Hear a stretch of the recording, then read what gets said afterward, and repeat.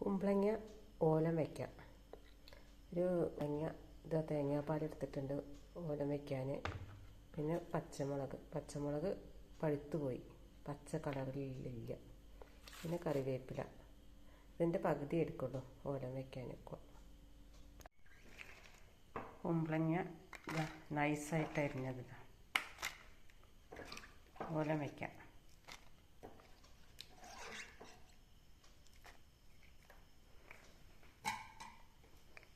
ഇതിലേക്ക് ഒരു പച്ചമുളക് ഇട്ട് കൊടുക്കാം. ആവശ്യത്തിന് ഉപ്പ് ഇട്ട് കൊടുക്കാം. വെള്ളം ഒഴിച്ചിട്ട് വേവിച്ചാലും മതി. രണ്ടാം പാലുണ്ട്, തേങ്ങാപ്പാലുണ്ട് എടുത്തത്, അപ്പോൾ അത് ഒഴിക്കാൻ വിചാരിച്ചു. അത് ഒഴിച്ചിട്ട് വേവിക്കാൻ വിചാരിച്ചു. കുമ്പളങ്ങ വെന്തു. നമുക്ക് തേങ്ങാപ്പാൽ ഒഴിച്ചെടുക്കാം. ഒന്നാം പാൽ തേങ്ങാപ്പാൽ ഒഴിച്ചെടുക്കണേ.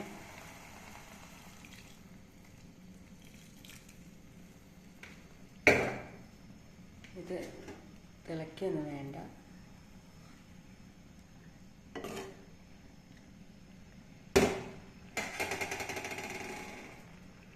കറിവേപ്പിലിട്ട്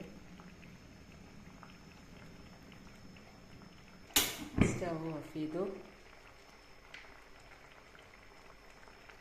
കുറച്ച് വെളിച്ചെണ്ണയും കൂടി ഒഴിച്ചെടുത്ത കുമ്പളങ്ങ ഓലൻ റെഡിയായി.